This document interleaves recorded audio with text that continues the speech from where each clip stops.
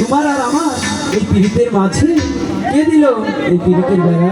ইস, প্রেমের মাঝে যদি বাধা না থাকে তাহলে সেই প্রেমের কোনো স্বাদ আছে? আর তুমি যদি খাঁটি প্রেমিক হও তাহলে ওই বেড়া দিন দিয়ে আসো। হ্যাঁ, কে দিল পীড়িতের বেড়া? তাই বুঝি? রাবারের বাগানে আনারের বাগানে